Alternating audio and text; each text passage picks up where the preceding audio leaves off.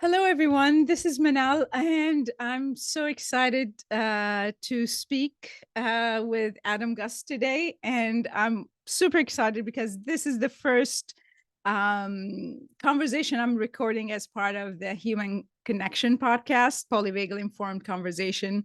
After having so many of them and getting excited about it, I decided to make it available for audio listeners. And so you could take us anywhere you want to go.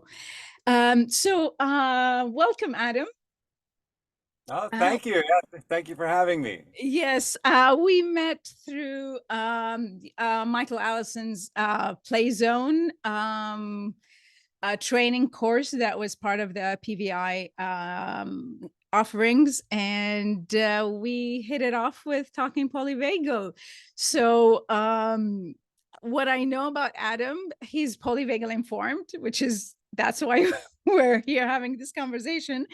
And you do somatic drumming, and that's just two words that seems fascinating to me individually, but together it's even more intriguing. So Adam, how are you today? I'm doing great. I'm excited to have this conversation. I mean, I think a lot of us who were meeting through the Polyvagal Institute and Michael Allison, we got into this work and we realized just how universal it is. And one of my favorite things about it is how different people from different backgrounds and disciplines, what they bring to the table when looking at the nervous system this way. So let me make the question polyvagal specific. How and this question is more personal, then you could take it to your professional work. How did it influence or inform the theory? How did it inform your personal life to begin with, and then professionally? How did the theory inform my life? Well, I had an injury, and traditional means of healing weren't working for me for the Yeah. longest time.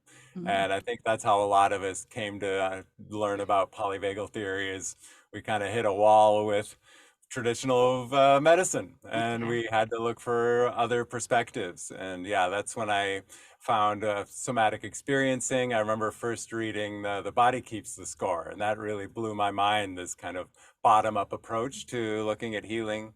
And then somatic experiencing, and then I found out that the kind of the nervous system groundwork for somatic experiencing Yeah. was polyvagal theory. Yeah. So, in your own words, not Dr. Porges, not Michael, what is the polyvagal theory? Yeah, it's a, How would I you think, describe I, it? I think that's a challenge for each of us. yeah, and even in fact, that's what I think the Polyvagal Institute is trying to glean from these courses is like, how do people talk about this in different Yes, disciplines? exactly. Yeah. And for me, I really see it as this resilience coin. It's Mhm. looking at resilience in terms of performance and healing. And Mhm. I think I've always grown up thinking there were two different things. And now that I understand this model of the nervous system according to Dr. Porges's work, I see how the nervous system looks at them as very similar. Like the resources we use for high performance are very in alignment with this same resources we use when we need to heal. Yeah. It's this kind of connective tissue between performance and healing. Oh, I love that connective tissue between performance and healing. Can you say more about that? Because that kind of there's a lot to unpack in this short sentence. Yeah. It sort of begs that question. What do you mean Yes. by that? Yeah. And so that's what I found out from the work I did with my therapist in somatic experiencing. I noticed as she was helping me to kind of connect to this lack of connection I had between my brain and body. And Mhm. as it was reconnecting, I felt this healing happening. And I also noticed I was playing better on the drums, and I was like, Yeah. okay, what's up with this? Why? It's like, is this connection between healing and playing better happening? And now that, years later, understanding this model of the nervous system, it makes sense. In fact, the course that we took, the certification we did, is in performance and Yeah. wellness. And so it's sort of baked into the way we were learning about it. And so that's why I was so excited about Michael Allison's work, is because finally I see this like completed template of this connection, because I think they've been separate for so long. Uh, oh yeah, I think the magic, at least it's magic for me, of the Yeah. polyvagal theory, that it's putting this science into the experience in that we have. So it's really and it's nothing new. It's not a new invention. It's not something, it's just learning about ourselves more, and that's how we are connected. So I thought, so if you would kind of explain or illustrate the different states, everyone is listening, so at least we would have an idea about polyvagal theory and the states: ventral, sympathetic, kind of and dorsal, and they go into survival or safety. In a drum beat, how would either of those sound? Oh, they're very akin to tempo. And Okay. so, yeah, we Yeah. learn a lot about heart rate variability and Yeah. bradycardia, these terms for how heart rate and breathing are related and how heart rate relates to emotional state. Yeah. Well, that's all very synonymous with the tempo of a rhythm we are playing.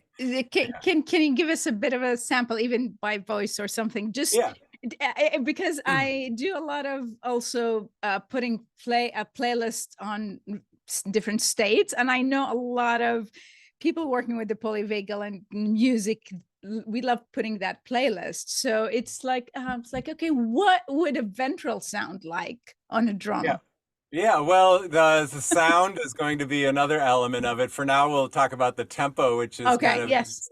60 to 90, roughly 60 to 80 beats per minute, which is kind of, it's like 80 is right about here, 60 is kind of is a 1 second. And so any tempo that's right about there, it's kind of relaxing, calming, it's socially regulated.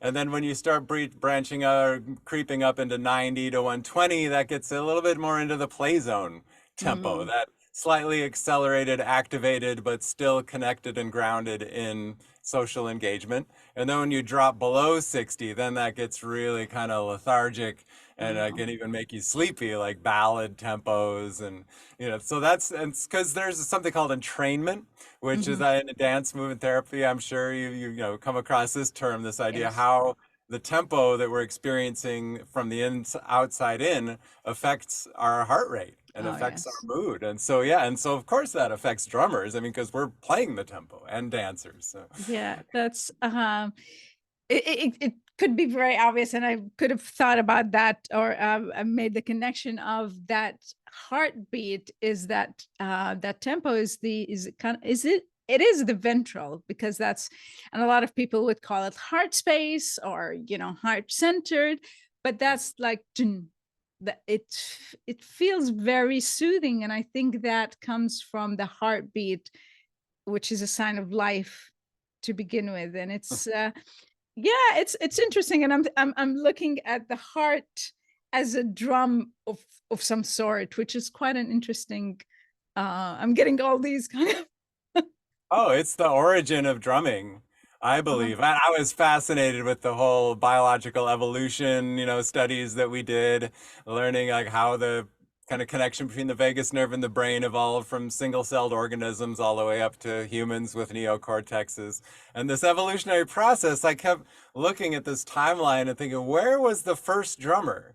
This is mm, this question I think I'm going to be interested in the rest of my life. Like the first human that picked up sticks and it made you know, use the materials in their environment to create a tool that could broadcast their emotional state, which is their heartbeat. And like, yeah, who was that person? And that inclination that we have as human beings to play drums is completely based on our heart.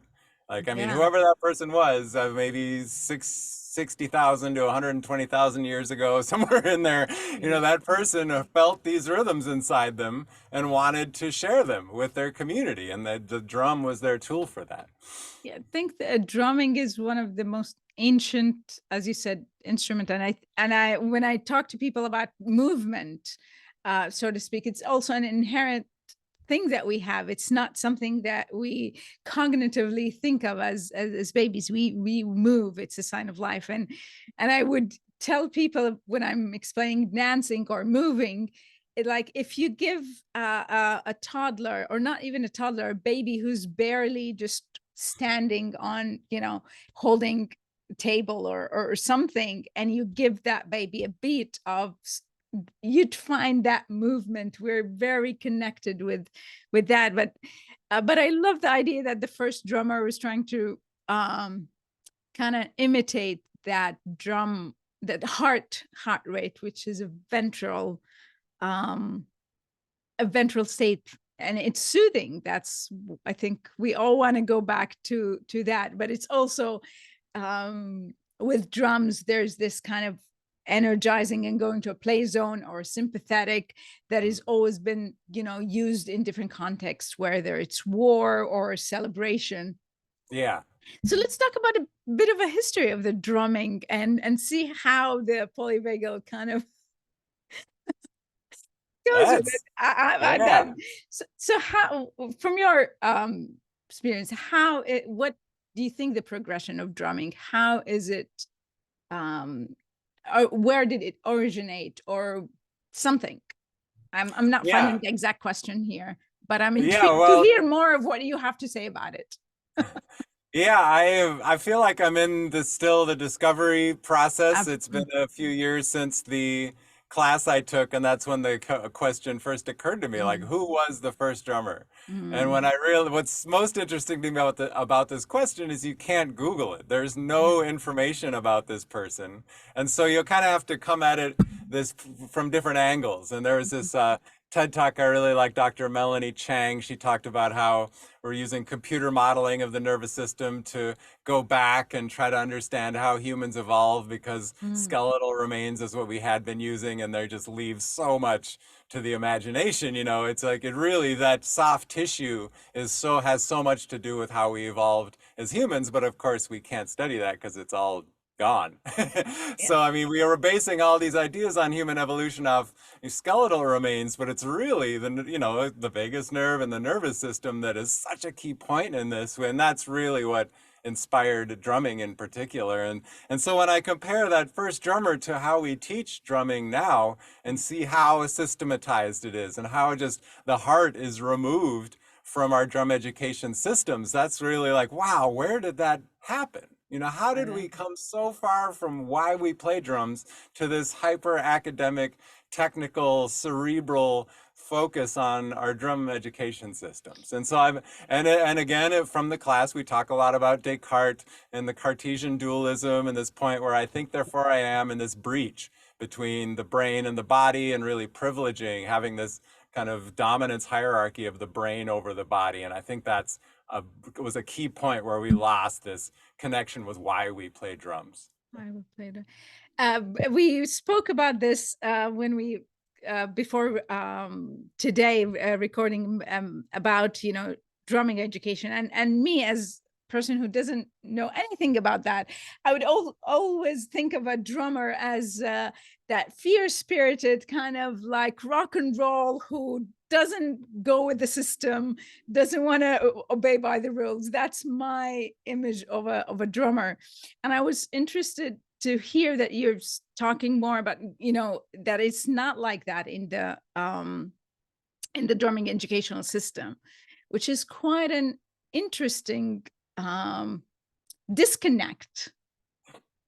Yeah, well, I mean, there's always kind of, I think rock stars or whatever, this kind of icon of music, they always try to portray themselves as either you have it or you don't. There's a little bit of it's just sort of the PR for musicians that, oh, we're, or they, whoever they are or we are above these other people who can't play music. And I don't agree with that, but I understand that's kind of what a rock star is somebody who, oh, they have something that other people want, that they, and that's why they're an idol. And so I think that disconnect is sort of ingrained, because from my education in drumming was hyper academic. I mean, I had a teacher when I started, and I learned through books. I learned to read music. I went to jazz school at a prestigious institution, and I've just always been kind of systemic or academic in my pursuit of learning drums and bought educational videos. And then I feel like I mean, I can say this looking back now, I think I'd turn my nose up at people who are self-taught, Okay. which is maybe the person that you're describing. You know, like, Yeah. oh, that person that just picked up drumsticks and started playing, you know, they're not an academic or learned, you Yeah. know, like I am or so, you know, and it's like, that's absurd to me now. But I Yeah. think that person probably is more connected with why they play drums than I was, you know, and I had kind of had my injury force me to relearn that connection, really. So let me ask you, if you want to teach drumming in a fully informed way, if how would you teach it? How would you go about? And I'm not talking about tearing down institutions and Mhm. systems and all that, but as Adam, if you want to be teaching drumming, how would it look like? Yeah, well, I don't want to tear down anything. I just want Yeah. to supplement. So Yes. I look Okay. at it as, I think like there's not much more we can even add to a cognitive perspective of drumming. But I think there's Okay. a whole lot of somatics we can augment and supplement what exists already. And so that's what I would want to do. And so I mean, I know you're interested in, or you bring dance movement therapy into your practice. And I feel like that's something that's very much missing from drumming. I mean, the first thing a drummer does, put the stick in the hand and you put, you know, you have the stick rebound off of the drum or off of a head. And right off the bat, you're kind of losing just how we want to move in the air already. So my thought is first, just figure out how to make a straight line in the air. Because I mean, if you try to move the stick and you do this, the moment you hit a drum head, it's just going to make it worse. And so just kind of first the somatics of movement, which has a lot to do with kind of how the shoulder and the elbow and the wrist and the fingers work together. And so just kind of the basics of movement away from the drums, and then heart rate and breath practices. I think that's very important. Being able to have this composure internally to maintain a steady tempo. I think that like basic somatic movement and consistency of emotional kind of composure, staying in that regulated, you know, social engagement state, and knowing where your parameters are, the window of tolerance, this idea that we kind of have expansion and compression, and when we expand beyond our tolerance levels, that's when we rush, or that's when we use metabolic resources inefficiently. I think like these three principles of like knowing where our boundaries are, maintaining composure internally, and somatic movement would be something that would really augment the hyper cerebral drumming systems that exist today.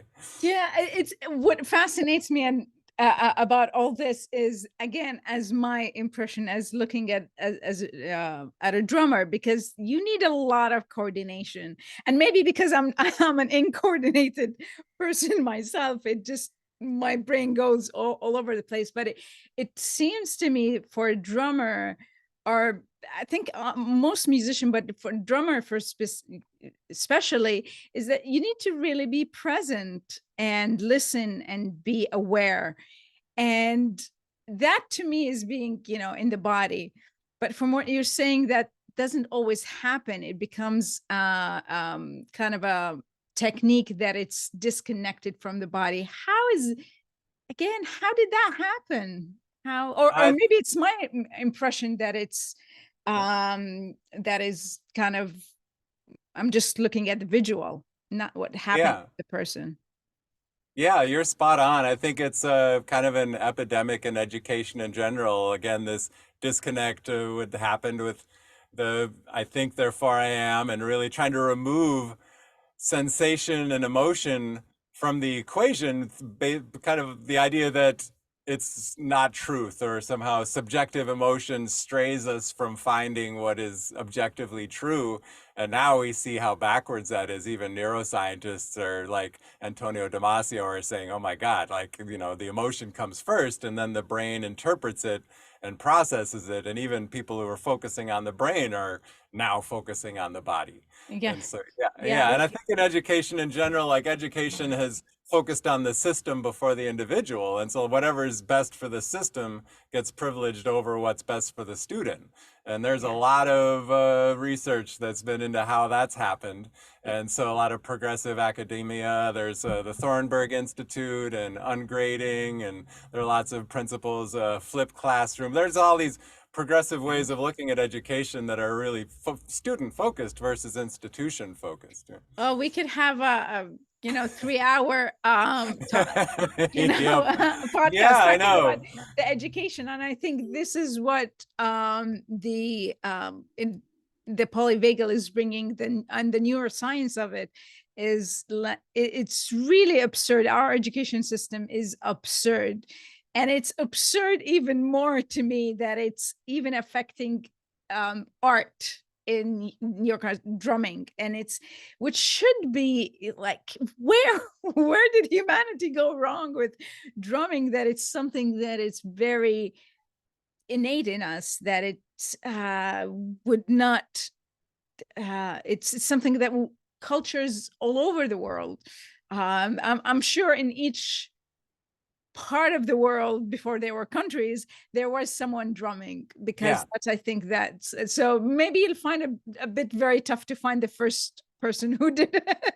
Yeah, well, I don't ever intend to find this person, but I feel like the search Yeah. is really going to kind of enrich and inform how I want to teach drums. Because the reason whatever evolved in the nervous system that led to that human playing drums, whatever that switch from before and after, I want to use that to know better how I can teach drums, because that connects more with why we're playing versus why, our teacher is doing why we were taught the way we were taught.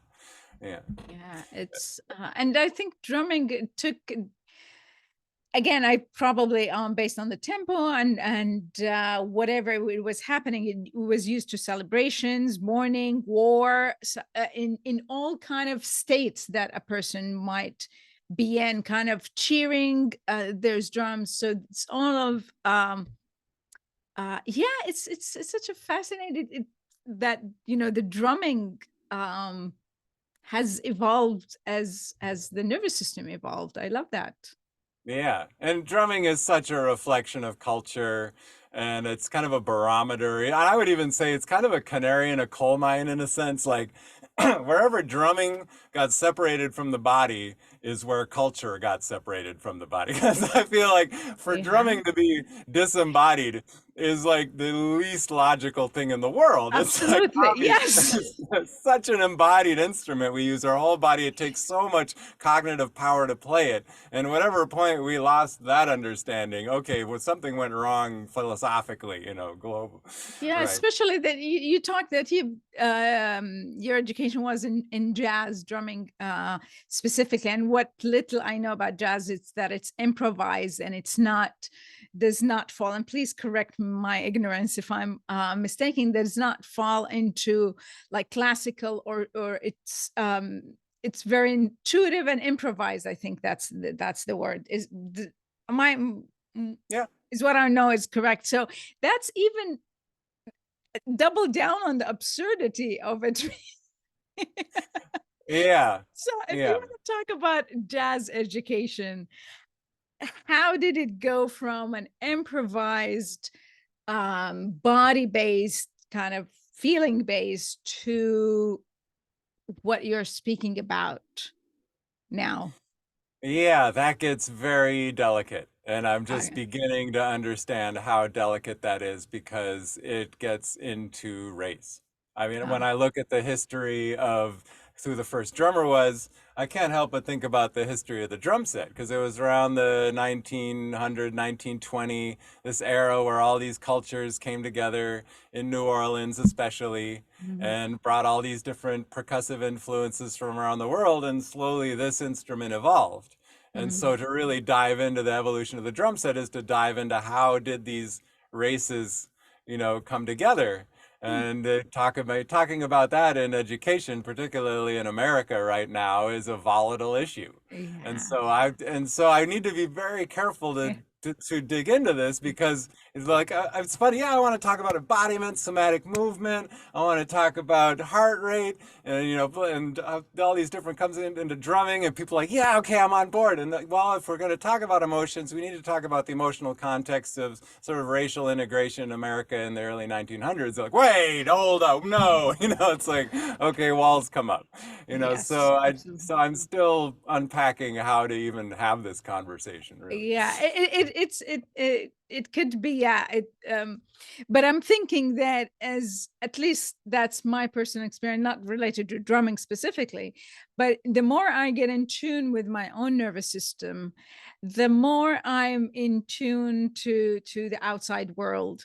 and injustices and things that are Yeah. going out in the world, kind of not that I'm feeling it more, but I because my system is, I get to know it. I got to know it even more. So when something happens and I get that sympathetic or kind of dorsal shutdown of, ooh, it feels like something, my body is telling me something. And one of my really great teachers, called Paul Linden. He's really a Mm. body-based practitioner. And he says ethics is something you do in your body. And I think Mm. that's something, when something is not right, it's something our body tells us. Our nervous system knows that this is not right. It shouldn't be happening, whatever that is. So I Yeah. think that you cannot really separate the kind of curiosity of wanting to, like, why is this happening? Why no one is talking about it? And I do get that sometimes with best intentions, things like you said, walls come up, and there's that defense of like, just maybe if we can get to curiosities, like how did that happen? And that's, curiosity is a ventral state, which is not, might Yeah. not be Oh, available absolutely. all the time. Yeah, even social and emotional learning now is another element of progressive academia, and it's very based in polyvagal theory. And we're Yes. realizing, wow, it's like something that used to be innate in humans growing up and being socialized, being curious and being social and emotional. Now, I mean, we have to actually teach that in school. And so Yeah. the social emotional learning aspect of drumming, a trauma-informed lens of drum education, these are things that I've been looking for somebody to teach me. And now after being searching for 6, 7 years, I realize that I am that person. Like, Yeah. okay, I mean, if I would have found that person by now, you know, I think Yeah. like what I've noticed is, especially in the polyvagal world, it's like, oh, it's been well established that Mhm. drumming is influenced by polyvagal theory. This is nothing new. And I'm like, okay, where is it in the drum set world? You know, if it's so well established, where is it? And because I don't see it, I would have found it by now. So I feel like there's hand drumming, there's a rhythm to recovery, and there's a rhythm bliss. I know they're bringing polyvagal theory into the kind of hand drumming, drum circles, but Mhm. there's a bigger shift from like playing a drum with hands to, you know, tackling this monster. Yeah, Is I think you say it correctly. This monster. I look at it and I wouldn't even know how to begin. But give me a small drum, I'll just kind of play on it. And I think that's kind of the drum where has so many different names in different parts of the world. It seems to me at least more accessible, and I don't need to be taught how to do it. But when it comes mm, to a drum set, no, there's, now we're dealing with an instrument of music that you can't do that. But yeah, I think we always end up being teaching the things that we want to learn about the most. yeah. And Yeah. but you mentioned trauma informed drumming, and that's quite an intriguing thing. So are you talking about playing the drums in a polyvagal informed, or teaching drumming education in a trauma informed way? Yeah, drum education lens using trauma-informed techniques.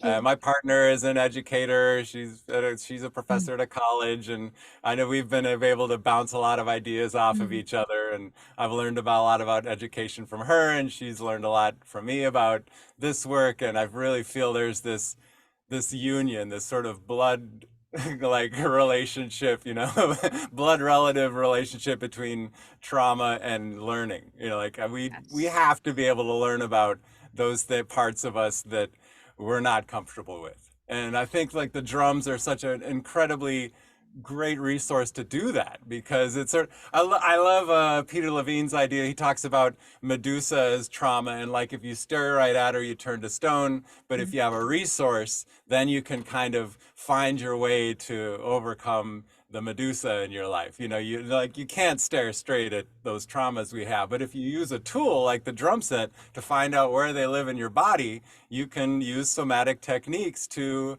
work with that. And yeah, How does that look like? Or and for if any of our listeners is in drum education or music education in general, would that look like or sound like?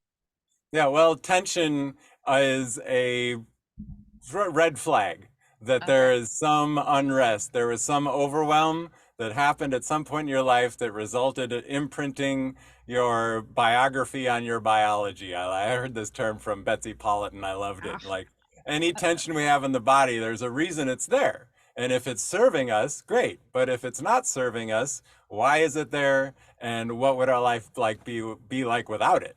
And so really drumming and like this, so there's sort of the bottom, like legs to arms coordination, there's left to right coordination, and then the real one that brings up tension is right hand to left foot, left hand to right foot. So those are sort of the three levels of coordination for drummers in terms of unison. And so finding out what tension happens when we start playing around with these different coordination levels, then like, oh, for some reason when I go feet to hands, there's no tension, but when I go cross lateral, then there's a tension there. And so we're relaxing that tension. Some things come up.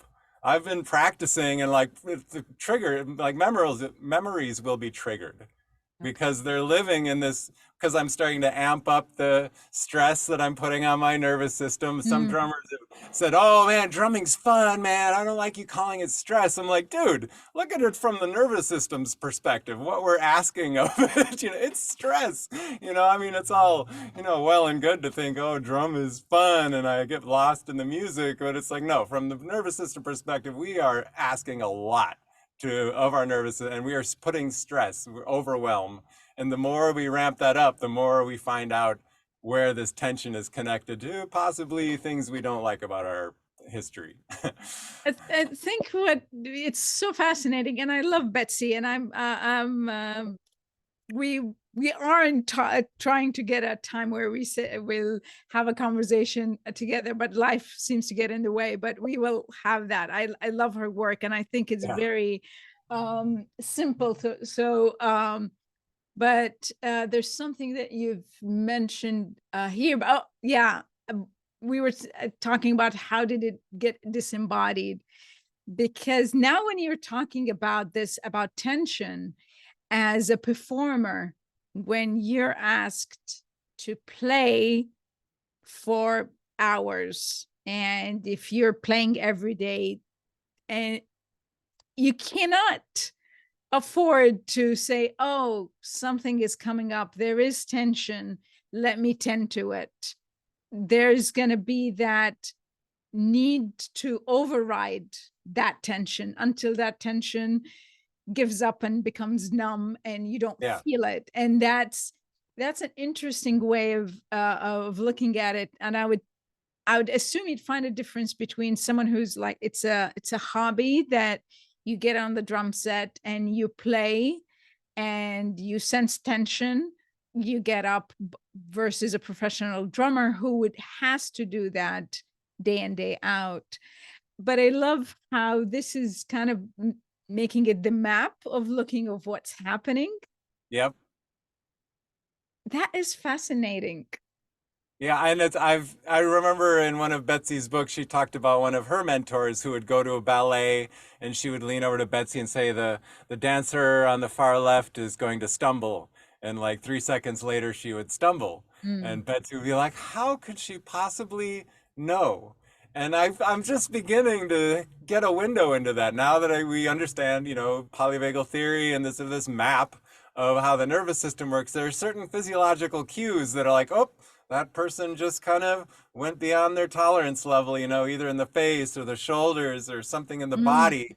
And then that's how you can predict. Like once they exceed their tolerance level, something bad happens. And so when I've noticed it more and more in myself, even to the point when I see old videos of myself now, I'm like, oh, that was 2018. Like I could just tell like where my body was from year to year, especially like right before I did my our therapies and somatic experiencing, like that year, there was all kinds of shifts in how I played. And when I start noticing that changes in myself, we're all use the same nervous system map. I start noticing it in my students and other drummers. And then I start thinking, oh my gosh, this drummer 10 years from now is going to have respiratory and heart problems. I mean, I can't not see it anymore. Yeah. It's fascinating. So what would be your resources to get your body in a regulated state while drumming, for example? Yeah, well, I like the idea of sweep then mop. Like before you even get to the drum set, Uh-huh. try to get to this level where you're at least have some composure, get rid of whatever is stressing you that day. Like first, try to just know where this range is, where your window of tolerance is, your social engagement level. Like just know if you're even there or not. And I think that's something that a lot of us don't have. I noticed, like I'm from the polyvagal training we did the week on breath, and I remember that week blew my mind. And I mean, after I was done with that, I immediately got the certification in oxygen advantage to become a breath facilitator, because I just like, oh my God, I was completely backwards on how I saw the relationship between oxygen and carbon dioxide. And so I think that'd be like sort of the foot in the door for drummers, like just understand how the breath affects heart rate, affects how our tissues and brain get oxygenated, like just that basic understanding. And then The Actor's Secret by Betsy Polatin. I Yeah. feel like of all the books I've read so far, that is like the blueprint, I think, of like just basics of how to get into that point where we can even start fine tuning how we improve as an artist. Yeah, I haven't read the artist. I haven't. I read Humanual, which Oh, I yeah, that's great. it's absolutely so. When we were before we hit record, you got some toys to play, and I got so intrigued about you. You kept, getting things that I don't know what they do. So, do you have something to play? We could all Oh play. yeah, yeah, some toys. Yeah, I mean this is the perfect segue coming from like how now that we've swept, now that we've sort of checked in with ourselves and Yeah. know where we are, how do we start like fine tuning like our Mhm. body to be able to play well? And so the first thing is to understand that these are tools. That's I'd say like in terms of the evolution of the human over Mhm. time to become a drummer, like there was something between when humans develop tools and humans develop linguistics. That's when the drummer happened. Like, because this is like to understand that this is a tool and this is very human. This The is like, drumstick. Yeah. Just yeah, yeah. just for that, for listeners who are not watching. Oh, Yeah. right, right. Yep. Yeah, The I'm drumstick. holding drumsticks right now. Yeah. And so the more I thought about this, wow, this is such a connection with our humanity. Like, I mean, Mm. hominids couldn't use tools, and but so like even just having a stick in our hand immediately brings us more in touch Mm. with our neocortex. And so being able to have this finger individuation and be able to move the stick with just our fingers instead of the whole arm, that is a human movement. So when you see drummers play this way, and now I'm moving like the whole from the elbow, this is Yeah. kind of a reptilian movement, like a reptile could do this. And so Mm. now here I'm moving with just the wrist, and this gets a little more mammalian. But when you get into just finger individuation for a tool use, that is very human. And so we're using the Mm. somatomotor cortex, and that is keeping us out of our lizard brain. And so that's sort of like the first way to sort of check in a somatic marker that we're, not regressing into lizard brain. Yeah, And so, I don't have drumsticks, but I have a pen, and yeah, I'm thinking, we a lot of times when we are trying to think, we I at least I do this, hold a pen and kind of play with it. So that's quite a yeah. And go on. I was just oh yeah. Oh my fascinated. gosh, the homunculus. There's this model of how the relationships are between the different parts of the body in the cerebral cortex uh, that brings about movement. So, I mean, our attention to our hands and our face is like 60% of our sensory information. Like, so the homunculus model, he has this huge face and these enormous hands. And Yeah. so the point is anything that can really focus on the individuation of the fingers and in-hand balance, which is the thumb, first and middle finger relationship with this. So for drumsticks, it's sort of it would be moving from here to here. That's in-hand balance. And so that's one tool. And then the next thing that happened, I think there's this relationship that a lot of drummers miss, the idea of lizard brain and lizard body. So most of us understand the idea of what lizard brain is, you know, where we go into fight or flight and we lose access to the cortex. Well, the same thing happens in our body. We start losing access to these parts of our body that make us human, like our fingertip sensitivity. And that's when, like, sort of the cues for physiology come up that are evidence of a red flag that we're in fight or flight. And so something my students seem to understand, like, imagine a firecracker went off in the room, you know, what would you do? Your shoulders would come up, your, you know, facial expressions would pull towards the nose, the head would lean forward. And so any of those cues that happen while you're drumming are evidence that you're probably regressing into lizard brain. So I love this. This is $12 on Amazon. It's just a little neck brace. And so I put it here. And so I just I pulse my neck against the back of the brace in tempo. And so if already that's a form of regulation with the vagus nerve, just that sort of rhythmic kind of forward and back motion. And then I like play, and anything that I do that interrupts this motion, I know, oh, okay, my body just froze. Anything that interrupted that, that's something that I need to work on and be able to pulse this way. And then I focus a lot of attention on the back of the neck and feeling the brace on the back of the neck, because that's where all the sensory nerves from our limbs come up the back of the spine, and that's the kind of the last conduit before it gets to the brain. So focusing sensation on the back of the neck is important. And so just doing this and feeling it, and I notice anytime I start leaning forward, I don't feel the brace on my neck. And I'm like, okay, why did I lean forward? That wasn't voluntary. That's obviously a cue that I'm going in, you know, going outside of my tolerance level. And so then, well, there's all these kind of different braces. So for the shoulders coming up, I wear this brace to kind of focus attention on sensation there. And then there's myotape that I put over my mouth and I put between my eyes. And so any kind of little fluctuation in the mouth, I feel the tape pull, and any fluctuation in the eyebrows, I feel, you know, the tape here. And so some people say, oh, that sounds mechanical, you know, you're trying to be a machine. But my response to that is no, I'm just gathering sensory information. I'm noticing, what do I do on the drums that's bringing about physiological cues that I'm going into stress that are only going to be exacerbated when I get on the big stage or in the big recording studio? Yeah, so it's cultivating awareness, and so and because for a long time there's a lot of movement that we became numb to it, and Feldenkrais practitioner understand that, you know, Hannah Somatic's work understands that, and bringing kind of external textures like the neck brace or the tape makes it more obvious. And that's even you know, it's like when someone is holding your hands or something, you'd be able to feel it more. So that's quite interesting of cultivating it.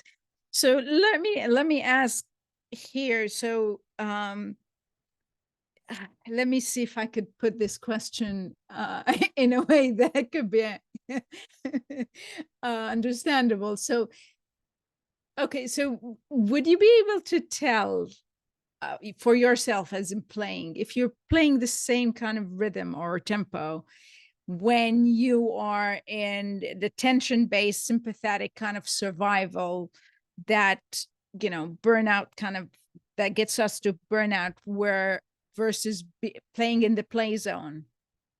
Oh, can I feel that?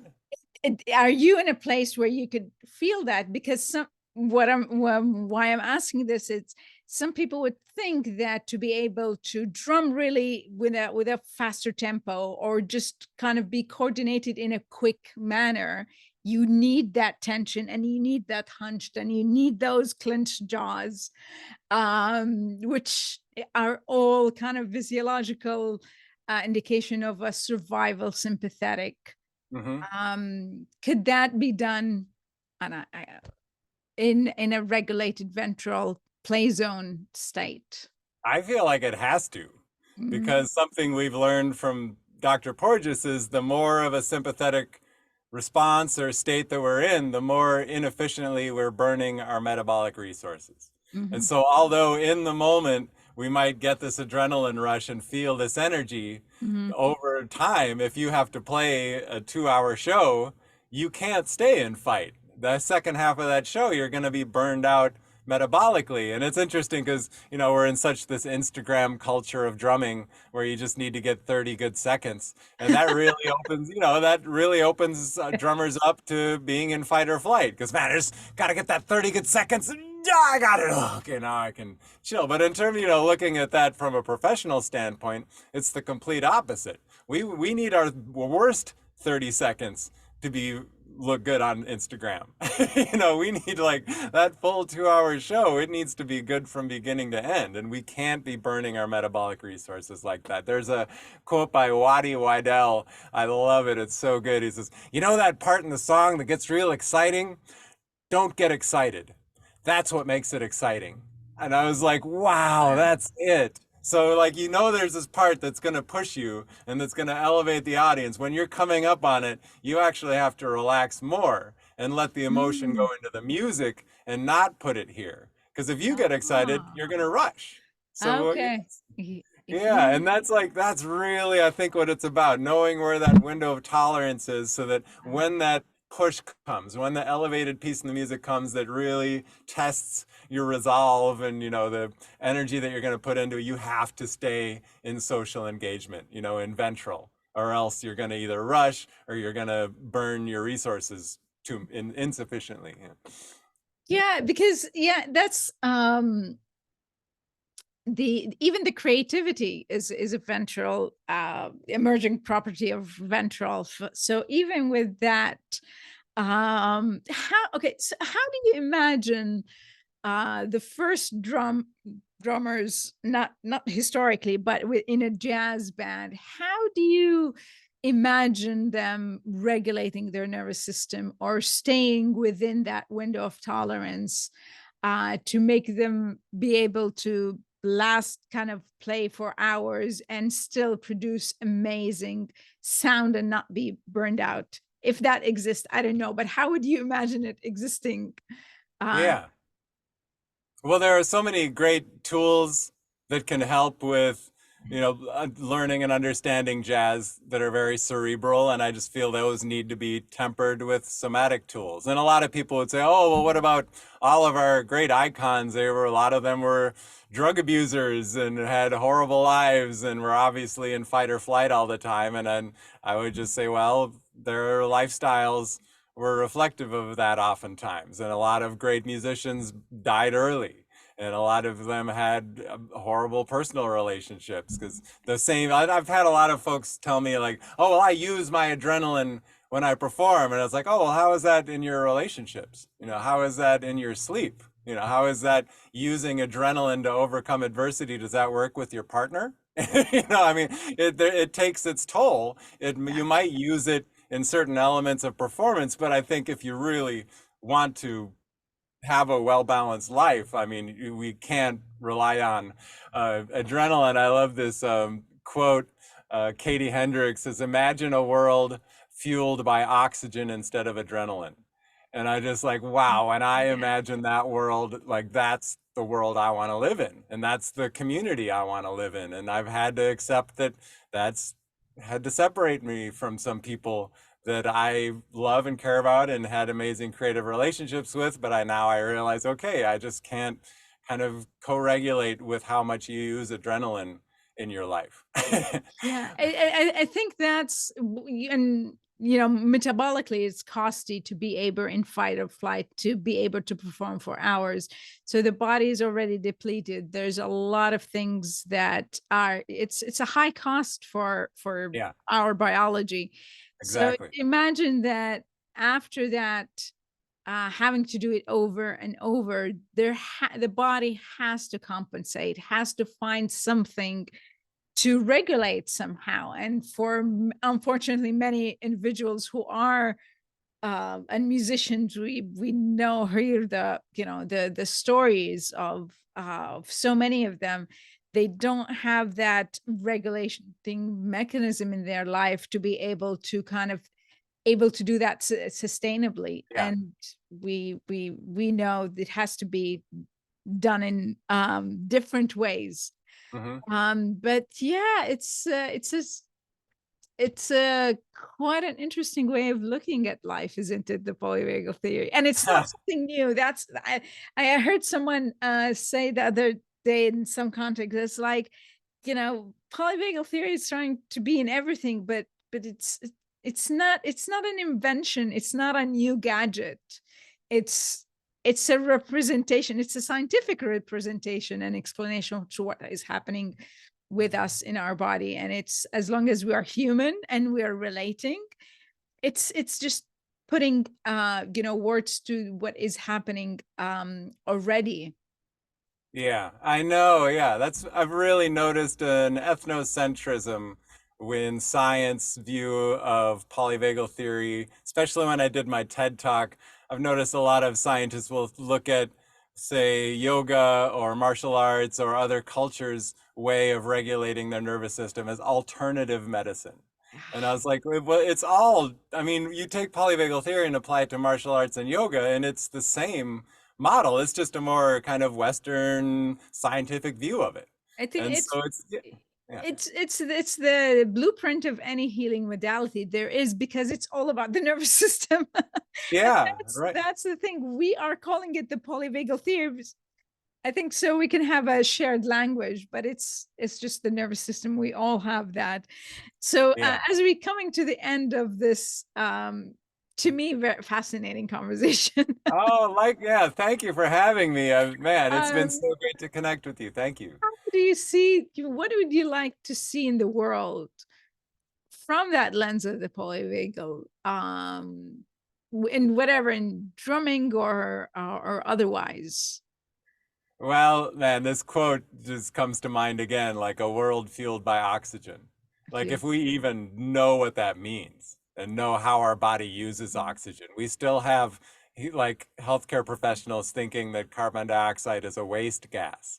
And that complete inaccuracy is, I think, the basis for a lot of lacking understanding of how central the breath is to everything that we do and how that influences heart rate and how heart rate influences emotional state. I mean, yeah, I mean, the breath is really the foundation of it all. Right? Yeah, that's It's so just some that basic breath instruction in first grade. Like, yeah, I mean, all this research on how much people overbreathe and the horrible, terrible effects that has on development and children, and yeah, that's the shift I would want to see baseline. Yeah, I think body education, as in how we are in our body, is Yeah. essential. In biology classes, we learn about what is the digestive system, but we don't know how we feel it. We don't know.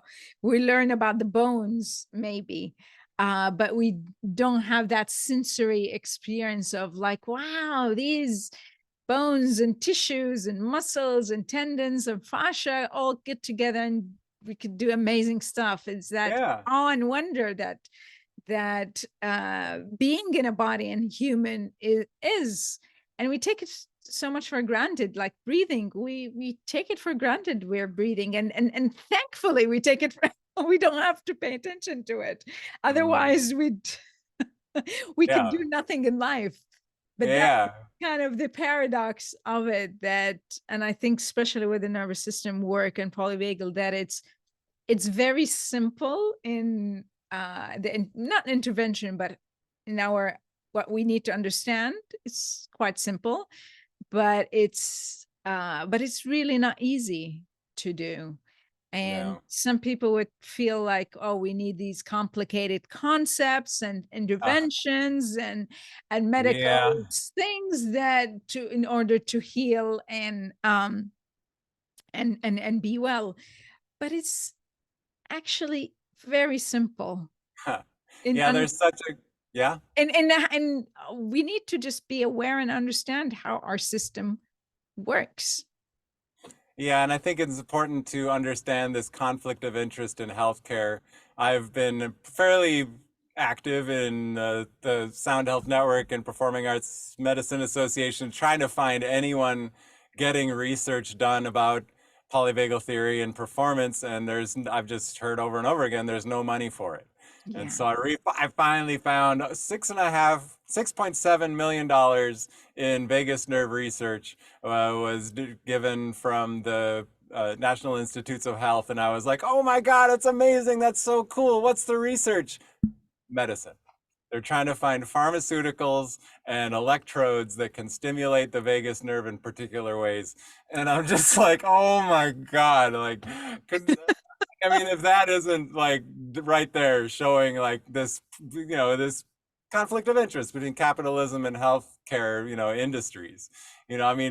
There's just, and so, a lot of attacks of polyvagal theory. Oh, there's not enough research. Like, well, there's a reason. There's like no investment because it's going to actually reduce the need for medication and surgeries. And Yeah. that's in conflict with, yeah, capitalism. That's so true. We we need ourselves and each other as humans, and because of the power of the social engagement, it's not about a pill or or intervention or surgery or Yeah. whatever those things are. But we're getting there. But because I think a lot of people in different fields have the same story as you have of having an injury. Something is not working in their life, whatever it is, a physical or mental or psychological injury, and not finding the answers. And then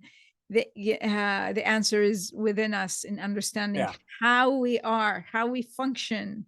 It's such a great gift that I'm so grateful for polyvagal theory and Dr. Porges for bringing that scientific language into it. That Yes. martial arts, yoga, ancient traditional traditions, all cultures have had Yeah. that healing modality of some sort, but because of the scientific world we live in, and that Right. evidence-based kind of thinking Exactly. has Exactly. alienated it and Yes. called it alternative, like you mentioned. Well, Adam, this has been a fun for me, and I'd love to one time hear the kind of the drum. I don't know if you have these resources of just, I'd like to listen to the differences of the nervous system in tempo and playing of like, oh, yeah, this is how a person in sympathetic flight would feel like. I don't know if that happens, but I'd Punk love. rock. Huh? What? Punk rock. Listen to punk rock, and yeah, that sounds to me like a person in sympathetic. So let's, before we end it, let's play this game of music genre and nervous system states. How would you categorize them? I feel like reggae is kind of on the dorsal end, like ding ding ding, like I don't know, that kind of slower tempo and a lot of space between the notes. It has this kind Mm, of feel it lower, and then like hip hop 85 BPM that has like that's kind of a little bit more ventral. And then anything like 80s rock or like up tempo, punk rock definitely gets a metal, heavy metal that has a little bit more of a sympathetic sound, a timbre. Of course, we learn about timbre of the voice and how that affects emotional states. So yeah, the timbre of instruments affects also just how it's felt in the body. And then I'm super fascinated with embodied cognition, mm. which is this neuroscience of how the brain interprets sensation being sent to the movement centers of the brain. And so that's a whole, I hoped in a year to be able to speak more about that. More about that. That we'll have a conversation. Then jazz, blues, where would they fall on the nervous system Well, states? that's what's beautiful about them is that they run the whole gamut. Okay. There's slow, there's fast, there's mid. I feel like those styles of music in particular really are able to express the full human condition, and that's why they're less popular, because people are more comfortable in their one little, the spot that their comfort zone is. Like, oh, give me my bass drum at 120 beats per minute. That's what I'm comfortable with. And Yeah. yeah, That's that. So if you want to have a nervous system state journey, go with jazz and blues. yeah, well, blended states, I think something that, yeah, expresses the full, kind of gamut of the human condition. I feel like that's becoming less and less. Dynamics in popular music are almost gone. So, Yeah, I yeah. think that music is really a reflection of how narrow a tolerance we have for shifting and blended emotional states. Yeah. So do you now look at music art in through that polyvagal lens and look Yeah. at someone playing, it's like, oh, they're in that state, or this is the state. You do Yeah, that. I feel it. I honor the feeling first before I Mhm. honor the judgment. Yeah. I think, Yeah, yeah. yeah, that's it's how it makes you feel. Well, Adam, again, thank you so much. How would people find you, and where they, yeah, how do people find you?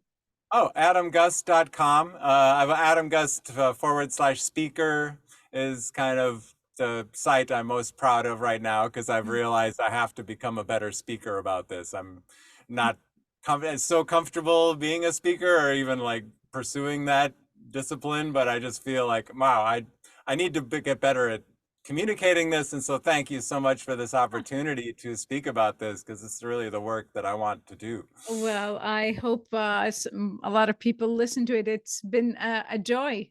And I can speak for hours about polyvagal theory, but we'll have to end it now. Yes, and people need to see your conversation with Michael Allison. It was so good what you Uh, brought out of him, or together what you shared in that. It was very well done. Thank you. You're welcome. Thanks a lot, Adam.